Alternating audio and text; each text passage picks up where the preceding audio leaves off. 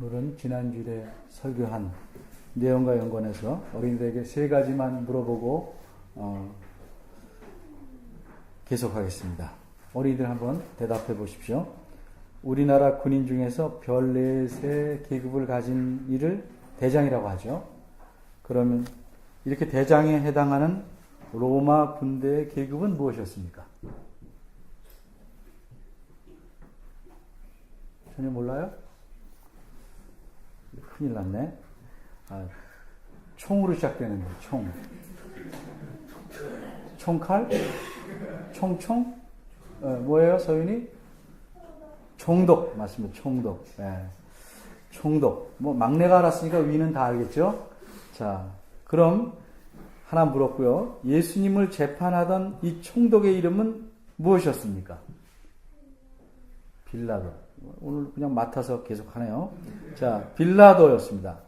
이제 마지막으로, 조금 어려운 질문입니다.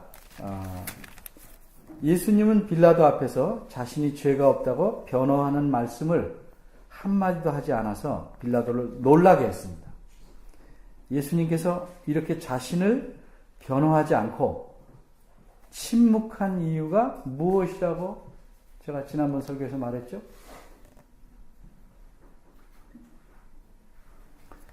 제가 묻는 제가 문제가 있죠. 예수님은 스스로 죽기로 작정하셨기 때문입니다. 예수님은 자신을 변호하지 않고 침묵하셨지만 빌라도가 묻는 다른 질문에 대해서는 필요한 만큼 분명하게 대답하셨습니다. 따라서 빌라도는 예수님을 신문하면서 예수님에게는 죄가 없다 하는 사실을 확신하게 됩니다. 그러면 왜 유대인들, 특히 종교 지도자들은 예수님을 빌라도에게 넘겨서 죽이기를 원했을까? 빌라도는 그 이유를 알았습니다. 18절입니다. 18절 보시면 빌라도는 유대의 종교 지도자들이 예수님을 시기해서 죽이려고 한다고 판단했습니다. 종교 지도자들은 유대의 백성들이 예수님을 위대한 선생으로 또는 선지자로 여기고 무리를 지어 따라다니는 것을 싫어했습니다. 한마디로 예수님에게 백성들의 인기가 집중돼서 예수님의 인기가 높아지는 것을 몹시 싫어했습니다. 그래서 유대의 지도자들은 예수님을 죽이려 한다. 빌라도는 이렇게 판단했습니다. 사실 인기란 영원한 것이 아닙니다. 시간이 흐르면 유행이 변하듯 인기도 가라앉는 법입니다. 그러기에 인기가 많다고 예수님을 시기해서 죽일 것까지는 없다. 라고 빌라도는 생각한 것입니다. 그러면 어떻게 예수를 죽이지 않고 놓아줄 것인가? 빌라도는 나름대로 기발한 방법, 묘안을 찾아냈습니다.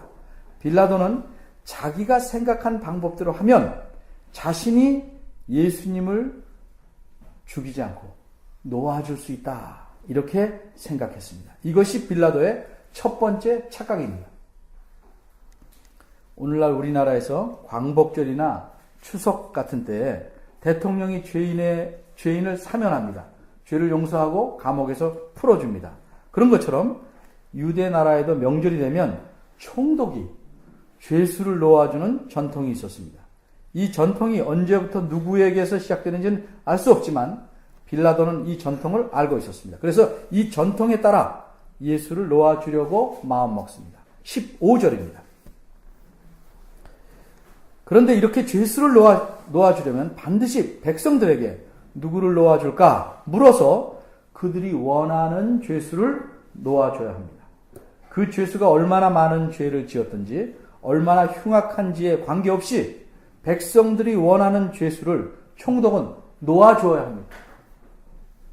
그래서 빌라도는 백성들이 예수를 선택하도록 하려고 의도적으로 예수님과 대조되는 죄수로 그 당시 아주 유명한 사람을 지목합니다. 그 죄수의 이름은 16절에 있는 바대로 바라바입니다. 바라바. 이 죄수는 로마 나라의 입장에서 볼 때는 살려둬서는 안 될 사람입니다. 그런데도 이 사람을 내세웁니다. 이 사람을 요한복음에서는 강도라고 표현했는데 단순한 강도가 아니고 백성을 선동해서 폭동을 일으키게 한 사람을 가리키는 말입니다. 이 사람은 백성들이 로마에 대해 반란을 일으키도록 하고 선동하고 그런 과정에서 살인을 저질렀습니다. 아마 이 사람이 그 밀란, 백성들이 일으킨 반란의 주동자이거나 아마 두목급 사람인데 지금 그 부하들과 함께 잡혀서 감옥에 들어와 있었습니다. 빌라도는 예수와 바라바 이 둘 중에서 백성들은 분명히 예수를 선택할 것이라고 판단했습니다. 그래서 빌라도는 대제사장들과 관원들과 백성들을 모이도록 했습니다. 이렇게 사람들이 모두 모이자 공식적으로 백성들에게 묻습니다. 17절입니다. 내가 누구를 너희에게 놓아주기를 원하느냐? 바라바냐? 그리스도라 하는 예수냐? 그런데 백성들의 대답은 의외였습니다. 빌라도의 기대와는 달랐습니다. 빌라도의 판단과는 반대였습니다. 답이 맞는 줄 알고 동그라미를 쳤더니 그 답은 가세표였습니다. 0점입니다. 21절입니다. 그러자 빌라도는 둘 중에 누구를 너에게 놓아주기를 원하냐 물었습니다. 백성들은 바라바를 택합니다. 빌라도가 자신의 지혜로 자신의 묘한 대로 예수를 놓아줄 수 있다고 생각해서 이런 방법을 찾았으나 이것은 그의 착각이었습니다. 두 번째 착각에 대해서 생각해 봅니다. 백성들이 빌라도의 판단과는 달리 예수가 아니라 바나바를 택하자 빌라도는 백성들에게 다시 묻습니다. 22절입니다. 그럼 그리스도라 하는 예수를 내가 어떻게 하랴? 백성들은 이구동성으로 대답하기를 예수는 십자가에 못 박혀야 한다. 이렇게 대답합니다. 백성들이 또다시 빌라도의 예상을 깨뜨렸습니다. 비록 백성들이 바라바를 선택했지만 그래도 양심이 있다면 죄 없는 자를 가장 흉악한 죄인이 당하는 십자가 형벌을 당하게 하라. 이렇게 요구할 것이라고는 빌라도가 전혀 생각지 못했습니다. 그러기에 빌라도는 이렇게 다시 묻습니다. 23절입니다. 어찌미뇨? 무슨 악한 일을 하였느냐? 무슨 뜻입니까? 어떻게 이럴 수가 있느냐? 죽을 만한 악한 일을 하지 않은 사람을 이렇게 십자가에 못 박아야 한다고 요구할 수 있겠느냐? 하는 물음입니다. 이것은 그들의 양심을 향한 물음입니다. 하나님을 믿지 않는 이방인인 빌라도가 이른바 하나님의 택한 백성이라는 큰 자부심을 갖고 있는 유대 백성들에게 묻는 질문입니다. 그러나 그것에 모인 하나님의 백성의 양심은 이미 화인을 맞았습니다. 전혀 작동을 하지 않습니다. 빌라도가 어떻게든 예수님을 살리려고 힘쓰면 힘쓸수록 하나님의 백성이라는 자들의 요구는 거세집니다. 이들은 더욱 소리를 지릅니다. 한 번만 지르고 만 것이 아니고 자신들의 요구가 관철될 때까지 계속해서 소리를 지르며 이렇게 말합니다. 예수는 십자가에 못 박혀야 한다. 예수를 십자가에 못 박아라. 한마디로 공의라는 것은 악인에게는 벌을 주고 의인에게는 상을 주는 것입니다. 이게 공의의 기본입니다. 그런데 이 유대 백성들에게는 공의라는 것이 눈을 씻고 찾아봐도 없었습니다. 수많은 사람들이 전혀 죄가 없으신 예수님을 십자가에 못 박으라고 외칠 때 어느 한 사람도 그러면 안 된다고 반대하지 않았습니다. 22절을 보겠습니다. 저희가 다 모든 사람들이 이런 뜻입니다. 저희가 다 말하기를 십자가에 못 박혀야 한다고 합니다. 빌라도는 여기서 또 착각한 것입니다. 비록 백성들이 예수 대신 바라바를 선택하긴 했으나 예수를 십자가에 죽이라고 그토록 열렬하게 이구동성으로 눈에 핏발 세우며 침 튀기며 손을 치켜들고 소리소리 지를 줄은 몰랐습니다. 빌라도는 그래도 자신이 그럭저럭 이 상황을 해결하면 예수를 지금은 못 놓아주지만 살릴 수는 있을 것이라고 생각했습니다. 이것이 빌라도의 두 번째 착각입니다. 24절 앞부분에서 보는 것처럼 빌라도의 생각대로 백성들은 움직이지 않았습니다. 빌라도의 노력은 아무런 효과가 없었습니다. 어째서 그곳에 모인 백성들은 하나같이 예수를 십자가에 못 박아 죽여야 한다고 외쳤을까? 그 이유는 20절에 있습니다. 한마디로 백성들은 대제사장들과 장로들에게, 그 당시 그들의 종교 지도자들에게, 하나님을 잘 섬긴다는 지도자들에게 설득당했기 때문입니다. 20절에 권하여 라는 표현은 설득하여 라는 뜻입니다. 달콤한 말로 설득했든지, 어떤 이익을 보장했든지, 협박하였든지, 어떤 방법으로 설득했는지 본문은 말하고 있지 않지만 설득하려는 목표는 분명했습니다.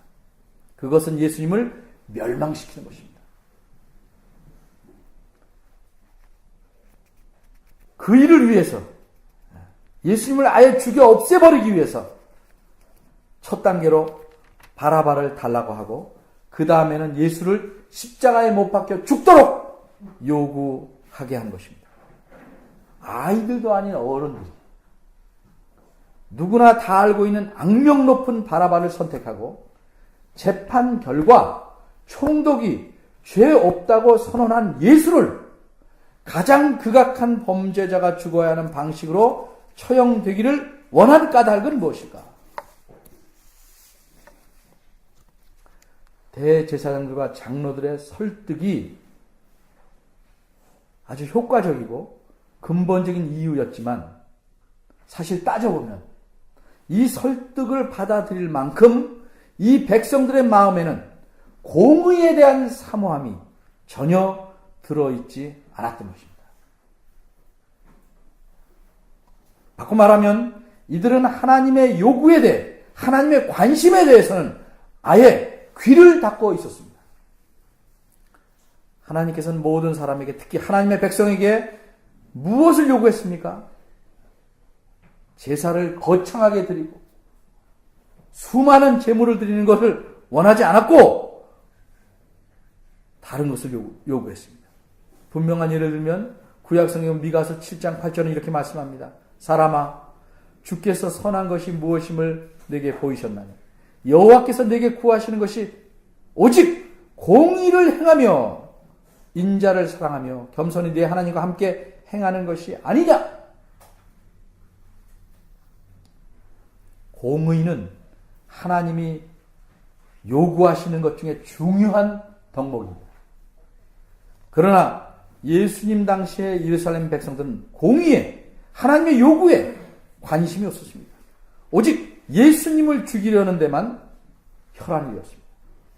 이방인인 빌라도도 어떻게든 예수를 살려보려는데 하나님의 백성이라는 자들이 하나님께서 보내신 하나님의 아들 그리스도를 기어코 죽이려고 합니다.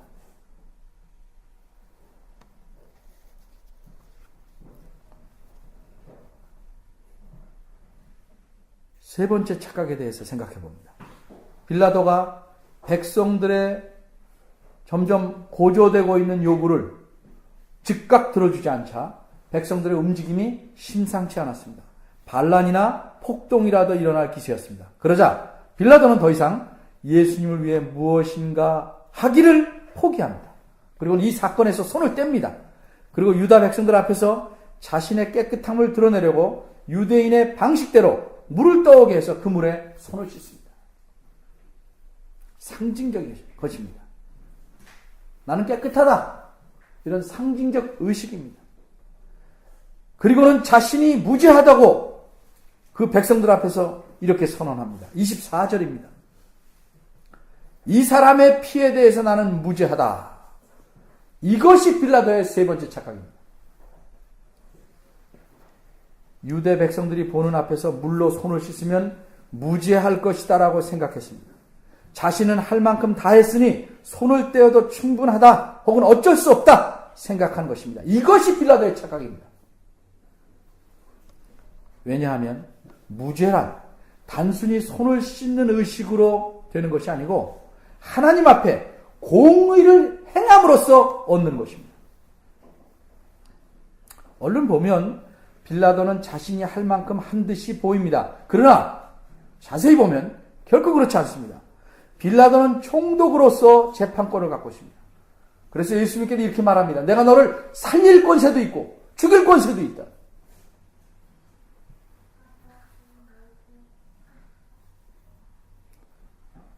자신이 예수님에 대해서 신문한 결과 예수님이 무죄하다는 사실을 알았습니다. 그래서 그는 모인 백성들에게 예수님이 무죄하다고 누가복음에 보면 3번씩이나 말했습니다.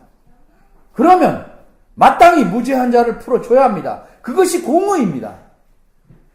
무죄한 자를 풀어주는 것은 그가 총독으로서 마땅히 해야 할 일입니다. 그런데 그는 정치적인 속셈이 있어서 그렇게 하지 않습니다. 심판한 결과대로 시행하지 않고 예수님을 고소한 자들의 입맛에 맞춰보려고 합니다. 예수를 풀어주면 로마 황제의 충신이 아니라는 백성들의 외침, 요한복음에 나오는 외침인데 이 외침에 공의를 양보하기 시작합니다. 자신의 정치적 입지를 위해서 공의를 버리기 시작한 것입니다. 오늘 본문 24절을 보면 빌라도는 백성들이 밀란을 일으키는 것을 보고 손을 떼었습니다. 이 정도면 충분히 예수님을 위해 애쓰지 않았는가라고 우리는 생각할 수 있을지 모르지만 사실은 그렇지 않습니다. 빌라도는 자신이 필요하다고 생각하면 군대의 힘을 마음껏 사용하는 잔인한 인물입니다. 한 예를 들면 그는 성전에 재물을 이용해서 수도관을 설치하는 일에 유대 백성들이 반대 시위를 하니까 군대를 동원해서 무자비하게 사람을 많이 죽인 인물입니다. 어디서 들어봤죠? 지난 설교에서. 그러나 빌라도는 꼭 필요한 때 공의를 바로 세우기 위해서 이 정당한 힘을 쓰려고 하지 않습니다. 따라서 빌라도가 자신을 무죄하다고 해도 사실은 결코 무죄할 수가 없는 것입니다. 의로운 자를 십자가에 달려 죽게 한 책임이 그에게 있는 것입니다. 만고로 사도신경에서 지적하는 바대로 예수님은 빌라도에게 고난을 받사 십자가에 죽으신 것입니다. 더구나 빌라도는 공의를 행하도록 특별한 충고를 받습니다. 19절을 보겠습니다. 여기에는 기록자가 의도적으로 특별한 사건을 끼워 넣습니다. 빌라도가 아침에 재판을 하려고 자리에 앉았을 때 그의 아내가 사람을 보내서 급히 말을 전합니다. 아내는 꿈에서 심히 시달림을 받습니다. 꿈의 내용은 나타나고 있지 않으나 자기 남편인 빌라도가 예수와 상관없어야 한다고 권합니다. 그러면서 예수님을 가리켜 옳은 사람이라고 칭합니다. 이미 빌라도도 신문을 끝내고 예수님이 옳은 사람이요 무죄하다는 사실을 확신하고 있었습니다. 18절이나 23절에서 보는 바대로 빌라도는 아무런 악한 일을 하지 않은 자, 무죄한 자라고 판단했습니다. 따라서 그의 아내가 말한 대로 예수와 상관이 없으려면 심판의 결과대로 선고하고 그대로 시행해서 풀어주면 되는 것이었습니다. 그런데 빌라도는 그렇게 하지 않았습니다. 계속 정치적으로 해결해 보려고 시도하다가 실패하고 나서야 자신은 무죄하다 이렇게 선언한 것입니다. 이것이 빌라도의 커다란 착각입니다. 빌라도는 결코 무죄하지 않습니다. 그는 무죄한 자를 십자가에 처형시키도록 했습니다. 게다가 26절에 보면 죄인에 대한 관례대로 예수님을 심하게 채찍질하였습니다. 무죄한 자에게 죄인에 대한 관례대로 심한 채찍질을 합니다. 이런 채찍질 하는 데 쓰는 채찍은 그 끈이 가죽으로 만들어졌고 그 끈에는 작은 뼈들을 넣어서 묶은 것이라고 합니다. 그래서 그 뼈들이 섞여 있는 가죽 채찍에 맞으면 사람이 녹초가 되는 것은 물론이고 아예 죽기도 한다고. 이런 채찍질을 빌라도는 의인의 육체에 마구 내리치게 했던 것입니다. 그러니 어찌 빌라도가 무죄할 수 있겠습니까? 이처럼 본문은 빌라도가 착각을 거듭해 가면서도 어쨌든 자기 나름대로 예수님을 살리려 했으나 그럴 수 없었고 오히려 빌라도 자신도 무죄한 예수님을 죄인으로 만들어 십자가에 죽게 하였다는 내용을 말합니다. 그러면 이 내용을 통해서 이 본문이 우리에게 말씀하시려는 것은 무엇일까? 그것은 한마디로 하나님께서 무죄한 예수님을 십자가에 죽이시려고 작정하셨다는 사실입니다. 그래서 아무도 막을 수가 없습니다. 하나님의 작정을 아무도 막을 수가 없습니다. 이 사실을 아시기에 지난번 설교 본문 11절에서 14절에서 보는 바대로 예수님은 자신을 위해 한마디도 변화하지 않고 끝내 침묵하셨습니다. 오늘 본문은 하나님께서 그렇게 작정하셨기에 생사의 모든 권한을 갖고 있다고 떠들던 빌라도도 예수님의 십자가 죽음을 결코 막을 수 없었다는 사실을 보여주는 것입니다. 그럼 빌라도가 하나님의 하시는 일에 협조 내지는 도움을 준 것일까? 그렇지 않습니다. 왜? 공의를 행하지 않거나 불의한 일을 행하는 자는 하나님께서 행하는 일에 조금 더 기여할 수 없는 것입니다. 그러게 예수님을 팔아버린 가룟 유다처럼 빌라도도 하나님의 심판을 받아야 합니다. 빌라도를 향하여 예수를 십자가에 못 박으라 외칠 뿐만 아니라 대담하게도 25절에서 본 바처럼 그 피를 우리와 우리 자손에게 이렇게 외친 유다 백성들도 하나님의 심판을 받아야 합니다. 이들은 모두 십자가에서 구원을 이루게 하시려는 하나님의 일에 기여한 것이 아니라 하나님의 심판을 받을 짓을 한 것입니다. 이들이 그렇게 안 해도 하나님은 다른 의로운 방법으로 그 일을 진행하십니다.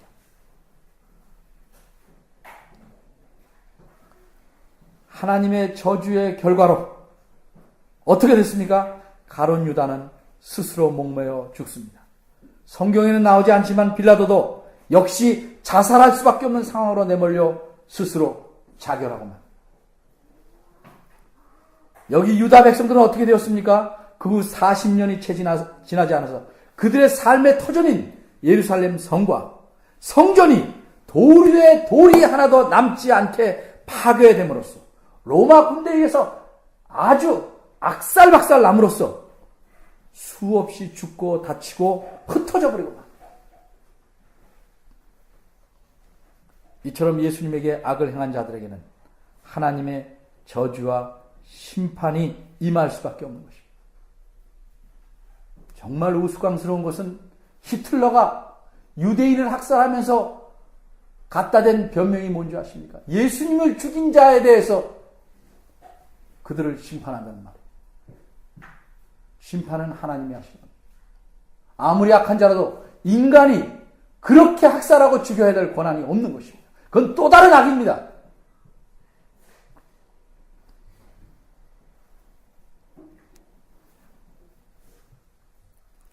그러면 왜 하나님은 무죄한 예수 그리스도를 십자가에서 죽도록 작정하셨을까?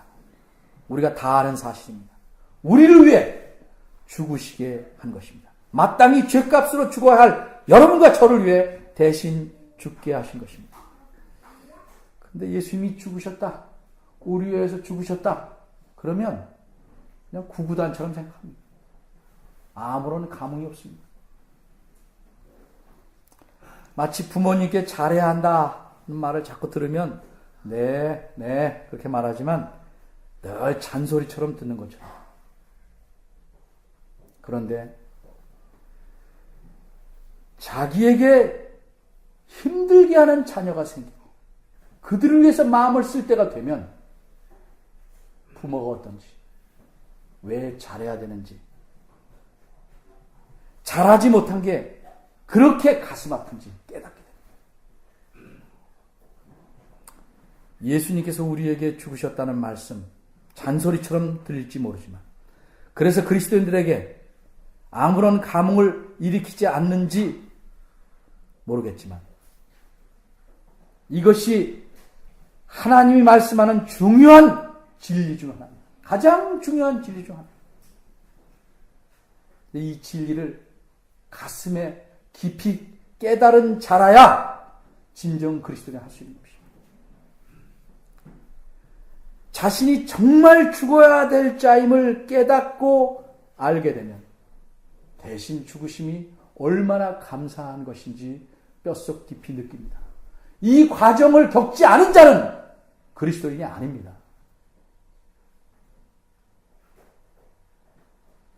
이 과정을 지나야 진정한 그리스도입니다. 그리고 성숙한다는 것은 이 죽음의 아픔과 이 죽음의 크기와 은혜를 더욱 크게 감격하고 감사하는 것으로 나아가는 것입니다.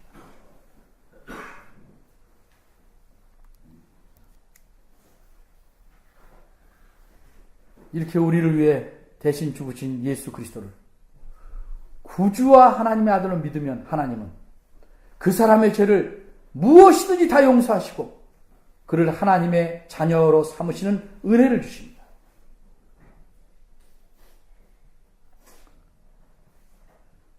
아무런 감흥이 없어도 외쳐야 되면 이것이 가장 중요한 진리이기 때문입니다. 우리가 이렇게 하나님의 자녀가 되고 교회를 이루게 되면 오직 죄 없으신 예수 그리스도께서 우리 대신 죽으셨기 때문입니다. 그리고 죽음에서 다시 살아나신 예수 그리스도는 이제 이 교회의 주인으로서 우리를 다스립니다. 만물의 주이시며 온 천하의 왕으로서 세상을 다스리십니다. 따라서 교회가 또한 우리 개인이 가장 의미 있게 사는 길은 예수 그리스도의 다스림을 잘 받는 것입니다. 다시 말해서 예수 그리스도에게 철저하게 순종하는 것입니다. 예수를 원하느냐 바라보를 원하느냐 머뭇거림 없이 어느 순간에서도 우리의 왕인 예수를 택하는 것입니다. 그분의 은혜를 감사하는 자들의 태도입니다. 우리 삶의 모든 구석까지 그리스도에게 순종하는 삶을 살아가는 우리 교회, 또 여러분이 되시기를 바랍니다. 기도하겠습니다.